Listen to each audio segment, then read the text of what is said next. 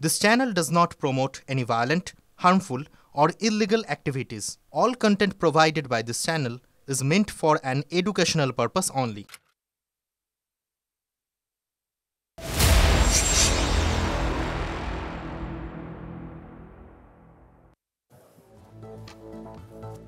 নমস্কার, আপনাদের সঙ্গে আমি রাজা। এখন বিকেলের বিতর্কের সময় টিভি9 বাংলায় আপনাদের প্রত্যেককে স্বাগত জানাই। দেখুন, এখন পশ্চিমবঙ্গে অন্তত 1 বছর 4 মাসের মধ্যে কোনো ভোট নেই। 1 বছর 4.5 মাস পর 2026-এর বিধানসভা নির্বাচন। তবু আমাদের এই শীতের বিকেলে একটা গমগমে আঁচের মতো বিতর্ক করতে হচ্ছে ভবানীপুর বিধানসভা কেন্দ্র নিয়ে। কেন না, তার কারণ রাজ্যের বিরোধী দলনেতা তথা নন্দীগ্রামের বিধায়ক শুভেন্দু অধিকারী তিনি একটা বিতর্ক উস্কে দিয়েছেন। তিনি বলছেন যে নন্দীগ্রামের থেকে ভবানীপুর আমার দেখে মনে হচ্ছে সহজ। আসলে শুভেন্দুবাবু কাল একটা রাজনৈতিক কর্মসূচিতে মমতা বন্দ্যোপাধ্যায়ের বিধানসভার কেন্দ্রে গিয়েছিলেন। সেখানে কিছুটা উত্তপ্ত বাক্য বিনিময় তৃণমূলের সঙ্গে হয় বলে খবর। তারপর সেটা মিটেও যায়। এরপর শুভেন্দুবাবু খুব ফুরফুরে মেজাজে বলেন, এ তো দেখছি নন্দীগ্রামের থেকেও সহজ জমি। সেটাই আজ আমাদের ইস্যু।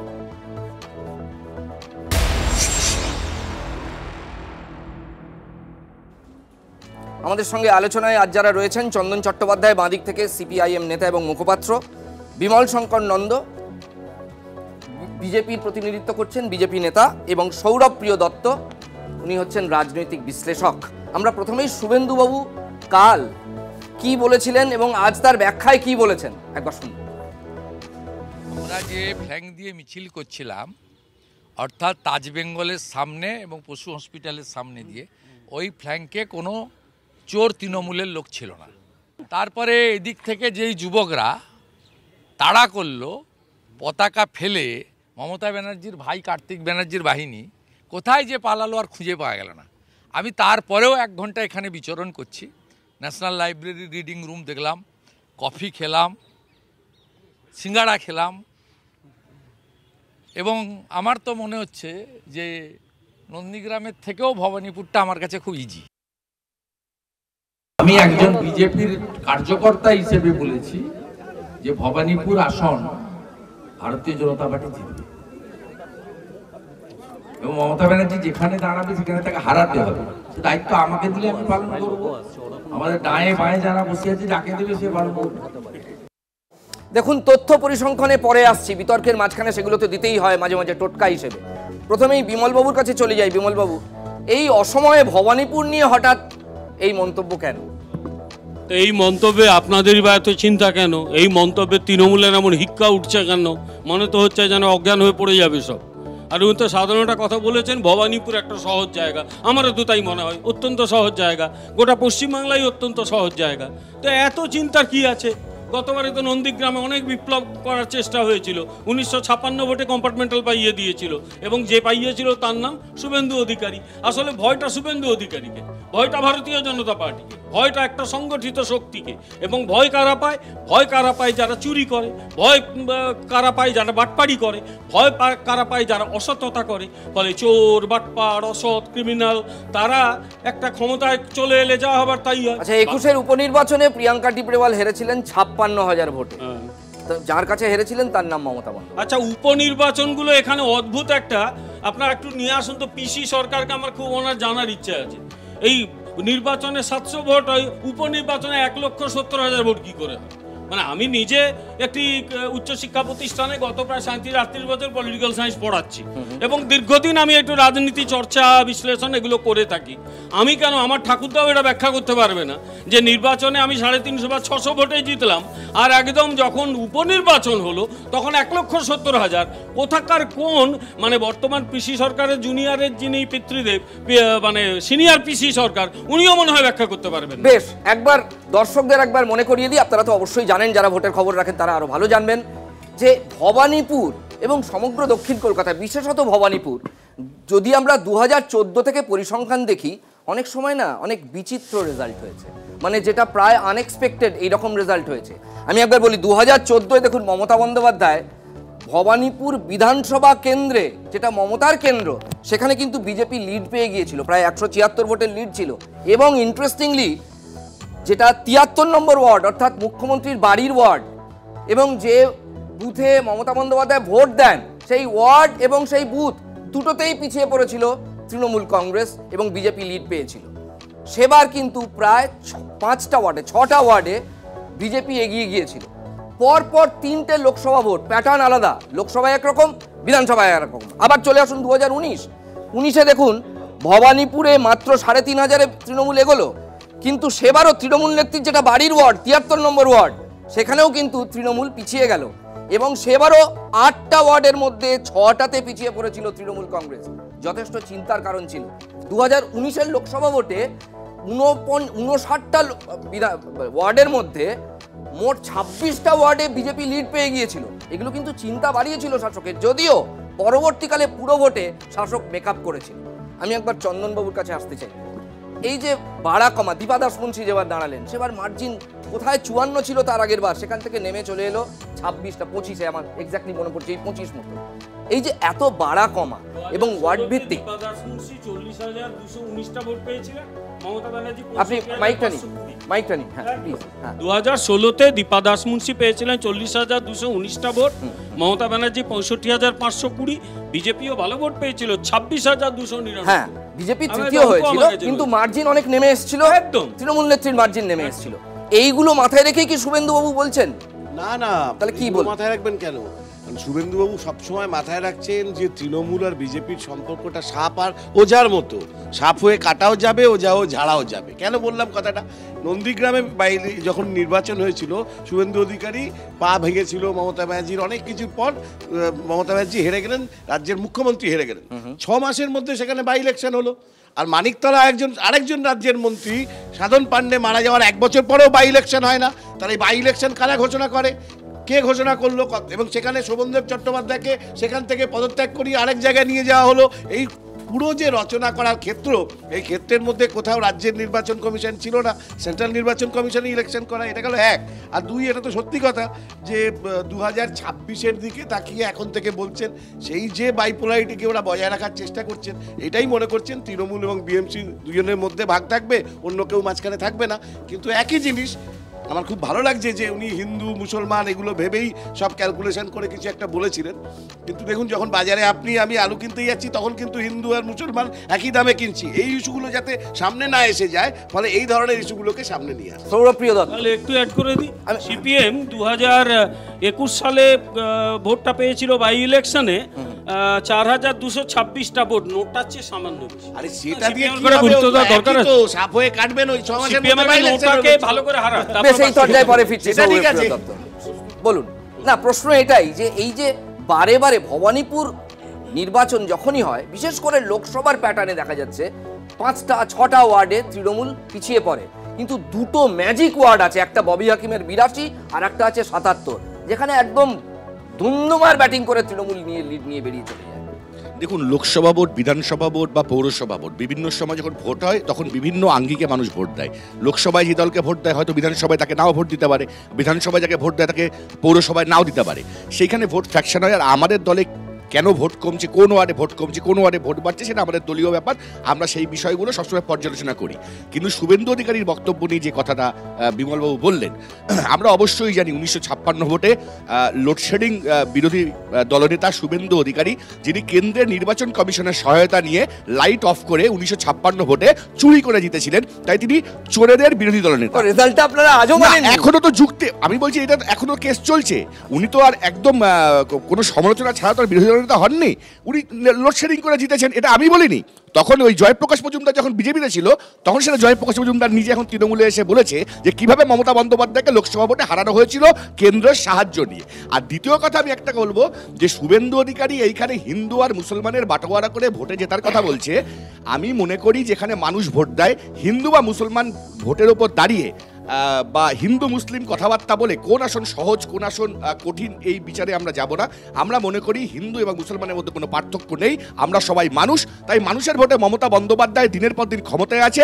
2026 সালে এই বাংলার মাটিতে বিজেপি সিপিএম এর মতো ডাইনোসরাসের জাতিতে পরিণত হবে। বেশ, আমরা এবার শুনবো জগন্নাথ চট্টোপাধ্যায়, তিনি কিভাবে ভোটের অঙ্ক বদলে যাওয়ার একটা ব্যাখ্যা দিয়েছেন। তারপর আপনাদের একটা গ্রাফিক্স দেখাবো, যে গ্রাফিক্সে এই যে সবে যে লোকসভা ভোট হয়ে গেল, সেখানে ভবানীপুর বিধানসভার ওয়ার্ড ভিত্তিক বিন্যাসটা দেখিয়ে দেবো। সেখানেও 5টায় পিছিয়ে রয়েছে তৃণমূল কংগ্রেস। প্রথমে শুনুন জগন্নাথ চট্টোপাধ্যায় কি বলছেন।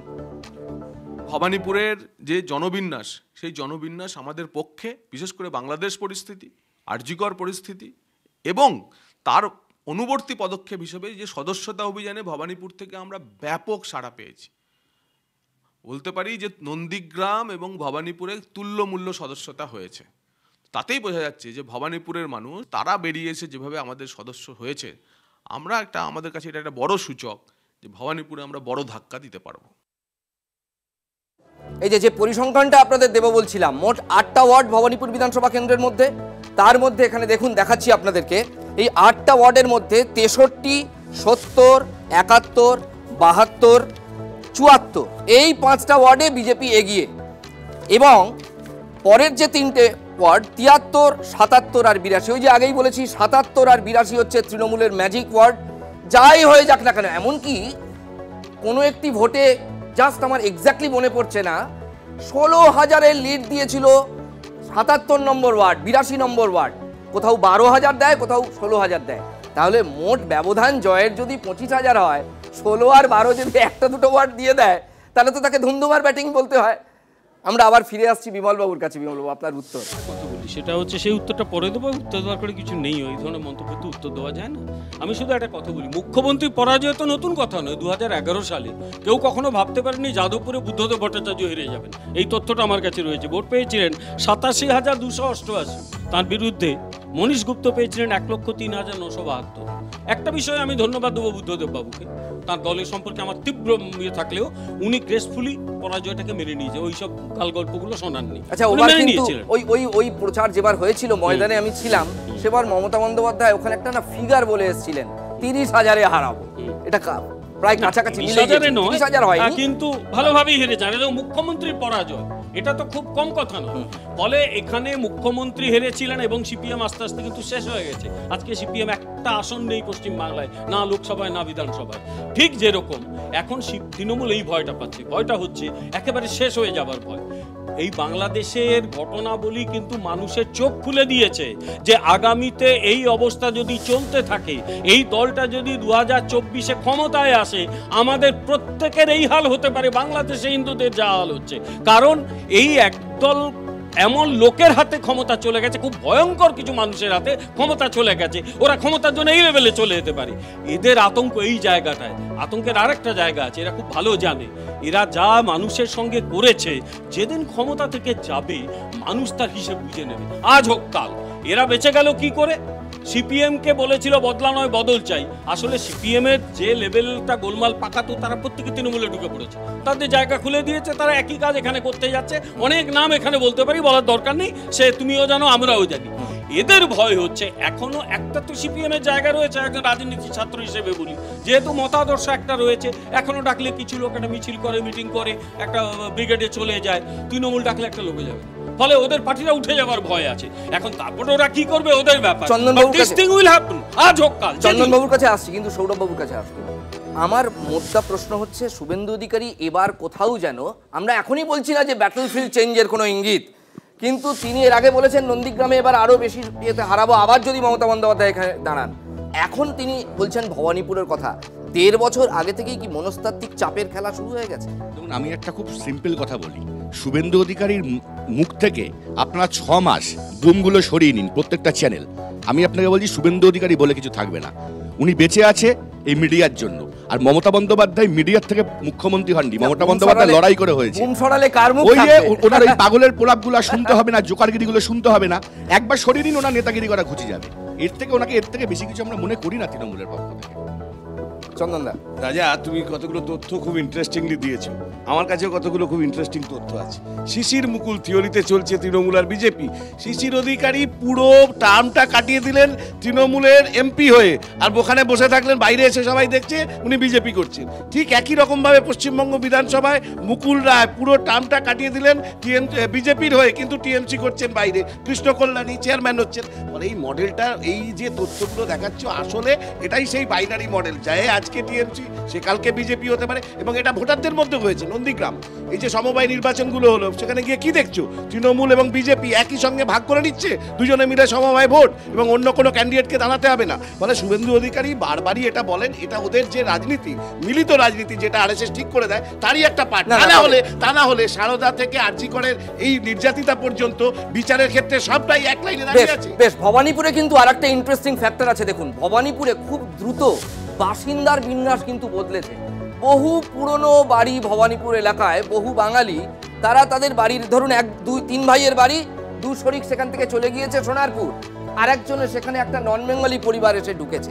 এইটা কিন্তু ভবানীপুরে মারাত্মক হয়েছে। এটা আমাদের আঁকো দেখি হার। এর কি এফেক্ট আপনারা পাবেন বলে মনে হয়? ভবানীপুরে দীর্ঘদিন আমার যাতায়াত আছে। রাজার আমি যে অঞ্চলে নিয়মিত যাই চাকরির সূত্রে, ওটা ভবানীপুরের পাশেই। ফলে ভবানীপুর জায়গাটাকে আমি চিনি, বহুদিন ধরে বদলটা দেখতে পাচ্ছি। এটা ঠিকই জনসংখ্যার যে বিন্যাস এটা বদলেছে, ফ্ল্যাট উঠছে, পুরনো বাড়ির বাসিন্দা যারা, কারোর ছেলেমেয়েরা বাইরে চলে গেছে, বা আমার আর বাড়ি রাখছে না, বাড়ি বিক্রি করে দিচ্ছে।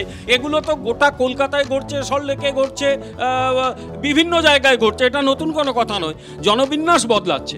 জনবিন্যাস বদলালে একটা যেটা হয়, কোনো রাজনৈতিক দল তারা যদি এই শুধুমাত্র জনবিন্যাসকে কেন্দ্র করে ভোটে জেতার কথা ভাবে, তাহলে তাদের খুব অসুবিধা হয়ে যায়। আমি আর উদাহরণ দিই। সিপিএম কোনোদিন দমদমে হারতে পারে ভাবা গিয়েছিল? সিপিএম এর নীরেন ঘোষে হেরেছিলেন 1984-এ। কারণ একটাই, যে দমদমে জনবিন্যাস যে এরকম বদলে গেছে, সিপিএম সেই খবরটাই রাখতে পারেনি। এই মুহূর্তে দমদমে গাদুয়ারি করে যেতে, তা নইলে কিন্তু আবার আমি বলছি, তৃণমূল দাঁড়িয়ে 1 লক্ষ ভোটে হারবে। এবং এবারে তৃণমূলকে বাঁচিয়ে দিয়েছে সিপিএম 2.5 লক্ষ ভোট কেটে, কিন্তু তৃণমূল এখানে দাঁড়িয়ে হারবে যদি সেখানে ঠিকঠাক ভোট হয়। জনবিন্যাস বদলালে যেটা হয়, নতুন যে লোকগুলো আসে, সেই লোকগুলোকে নিয়ে অ্যাসেস করাটা মুশকিল হয়। আমরা জনবিন্যাসের উপর ভিত্তি করে কোনো দল করি না, আদর্শ আছে তার ভিত্তিতে। আপনার উত্তর শুনলাম। বেশ, দেখুন, কলকাতায় দ্রুত জনবিন্যাস বদলাচ্ছে, এটা বিজেপি আরো বেশি করে বলছে, এবং তার কিছু সুযোগ, তার কিছু ফায়দা তারাও পাবেন। এটাও অনেক সময় তাদের ক্রিয়া প্রতিক্রিয়া থেকে বেরিয়ে আসে। কিন্তু প্রশ্ন হচ্ছে, দক্ষিণ কলকাতায় এটা একটা জেনুইন কনসার্ন, যে দক্ষিণ কলকাতায় কিন্তু যদি আপনি অমুসলিম ভোটার দেখেন, বিশেষ করে ভবানীপুরে, তাহলে 80% হচ্ছে অমুসলিম। নন্দীগ্রামে যেটা 65%। এটা কি কোনো ছাপ ফেলতে পারে ভোটের ইয়েতে? বারবার বলছি যে আমি এখানে দাঁড়িয়ে, বা আমার মুখ্যমন্ত্রী মমতা বন্দ্যোপাধ্যায় কোনোদিন কোনো কনফারেন্সে দাঁড়িয়ে ভোটের বিষয় হিন্দু মুসলমান করেন না। এটা হিন্দু মুসলিম না, আপনারা এই অমুসলিম মুসলিম দেখুন, এই বিষয়গুলো 65% মুসলিম নন্দীগ্রামে, তার কিন্তু এফেক্ট পড়েছিল। শুভেন্দু অধিকারী বলেও ছিলেন সে কথা। এটা আপনাদের বিশ্লেষণ হতে পারে, শুভেন্দু অধিকারীর বিশ্লেষণ হতে পারে। আমাদের বিশ্লেষণ হচ্ছে মমতা বন্দ্যোপাধ্যায় যে 70খানা প্রকল্প, সেটাই হচ্ছে মানুষের কাছে ফ্যাক্টর হয়েছে।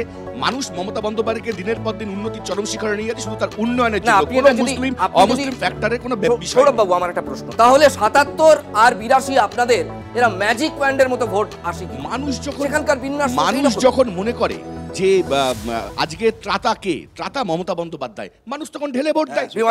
তাহলে ধরে নিতে হবে 77 আর 82-র বাইরে আর কোনো মানুষ নেই, সেখানে ভূতে এসে ভোট দিয়ে যায়। এক, দ্বিতীয় কথা হচ্ছে, যে গরু দুধ দেয়, ভালো তথ্য, 70 রিকভার করেছে তৃণমূল, যে 70 অসীম জিতেছিলেন 2015-এ। যে গরু দুধ দেয় তার লাথি খেতে রাজি আছে, এটাও বোধহয় ভূতেরা এসে বলে গেছিল। এখানে পশ্চিমবাংলা কেউ বলেনি, মানে সংখ্যালঘু রাজনীতি করা হয় না তো, তা শোনা খুব ভালো কথা। তো এই যে বিখ্যাত, বিশ্ববিখ্যাত বক্তব্য হয়ে গেছে, যে গরু দুধ দেয় তার লাথি খেতে রাজি আছি, ওরা বোধহয় ওই স্বর্গ থেকে ভূতেরা এসে। চন্দনবাবুর উত্তর নেব, থাকে আমি কেন জানি না। চন্দনবাবুর উত্তর নেব, তার আগে প্রবীণ তৃণমূল নেতা এবং খড়দার বিধায়ক, যিনি প্রথমে ভবানীপুরে জিতেছিলেন, পরে চলে যেতে হলো খড়দায় মমতা বন্দ্যোপাধ্যায়কে ছেড়ে দিয়ে উপনির্বাচনে, তিনি কি বলছেন এই প্রসঙ্গে শুনবো। শোভনদেব চট্টোপাধ্যায়। ভবানীপুর সহজ না নন্দীগ্রাম সহজ, এগুলো কোনো কথা নয়। নির্বাচন নির্ভর করে সমসাময়িক অবস্থার ওপরে, যে ব্যক্তি সে দাঁড়িয়েছে তার কাজের ওপরে। ইলেকশনের দিনেতে যেসব ঘটনাগুলো ঘটেছিল, ডিক্লেয়ার্ড হয় মমতা বন্দ্যোপাধ্যায় জিতে গেছেন, তারপরেও আবার ডিক্লেয়ার্ড হয় কিছুক্ষণ পরে না হেরে গেছেন। এসবের মধ্যে একটা কারচুপি ছিলই। তাহলে মমতা বন্দ্যোপাধ্যায় বাংলার যেখানেই দাঁড়ান না কেন, সবটাই তার জন্য সহজ সিট। শুভেন্দুবাবু ভেবে দেখুন কোথা থেকে দাঁড়াবেন। চন্দন চট্টোপাধ্যায়। বালিগঞ্জে একটা উপনির্বাচন হয়েছিল রাজা, মনে আছে তো? ফলে সেইটাকে মাথায় রাখলেই আপনি বুঝতে পারবেন ভবানীপুর যে কোনো নির্বাচনের ক্ষেত্রে বিজেপি বা তৃণমূল মূলত কি দৃষ্টিভঙ্গি মাথায় রেখে নির্বাচনের লড়ে। আমি আসছি আমার আগের পয়েন্টে আবার, যে শোভনদেব বাবু বললেন, শোভনদেব বাবু রিজাইন করলেন হঠাৎ ভবানীপুর থেকে, তারপর তিনি খড়দা গেলেন, তারপর নির্বাচন কমিশন ইলেকশন ডাকলো, মমতা ব্যানার্জি এসে জিতে গেলেন ড্যাং ড্যাং করে। এই পুরো ব্যাপারটার মধ্যে শুভেন্দুবাবু কোথায় ছিলেন? উনি জিতেছেন, উনি নন্দীগ্রামে জিতেছেন, কেন্দ্রীয় সরকার। আমি তার সঙ্গে প্যারালাল প্রশ্ন, একই জায়গায় বিধায়ক ছিলেন সাধন পাণ্ডে, তিনি মারা গেলেন, কতদিন পর বাই ইলেকশন হলো, এই বছর জুলাই মাসে 10ই জুলাই বাই ইলেকশন। তাহলে প্রশ্নটা কি ভুল হচ্ছে বলা যে তৃণমূল এবং বিজেপি একে অপরকে সাপ হয়ে কাটে, ওজা হয়ে জানে, একে বাঁচায়? সারদা থেকে আরজিকর পর্যন্ত সব কেসে তৃণমূল যখন অপরাধীর কাঠগড়ায় দাঁড়ায়, বিজেপি সুরসুর করে বাঁচায়। যে নির্যাতিতা হয়েছে আরজিকরে, তার মায়ের বয়ান না নিয়ে এখানে বিজেপি দেখাচ্ছে টিএমসি কে সে বাঁচাচ্ছে কি বাঁচাচ্ছে না? বাংলার লোক বুঝতে পারল না। বলি, যখনই তৃণমূল বিপদে পড়ে তার ত্রাতা হয়ে আসে সিপিএম। তার উদাহরণ একটা দিলাম, আর একটা উদাহরণ দিই সিপিএম এর অদ্ভুত কাণ্ড কারখানা। বালিগঞ্জ উপনির্বাচনে জিতেছিল তৃণমূল, দ্বিতীয় হয়েছিল সিপিএম। আমি ভূভারতে শুনিনি কোন দল দ্বিতীয় হওয়ার পর বিজয় মিছিল করে। সিপিএম ওখানে বিজয় মিছিল বিজয় মিছিল করে। কি বলবো? হালিম ক্যান্ডিডেট ছিলেন, তিনি কোনোদিন বিজয় মিছিল করেন? ভুল তথ্য দেবেন। আমি চ্যালেঞ্জ করলাম, আমি চ্যালেঞ্জ করছি, সিপিএম মিছিল করেছিল কিনা? সিপিএম মিছিল করেছিল কিনা? প্রার্থী বিজেপি তৃতীয় হয়েছিল, মিছিল তো করে হয়েছিল, তৃতীয় সিপিএম মিছিল করেছিল কিনা? I want answer from you. আমি এখানে বলে যাচ্ছি সিপিএম এর কি এখানে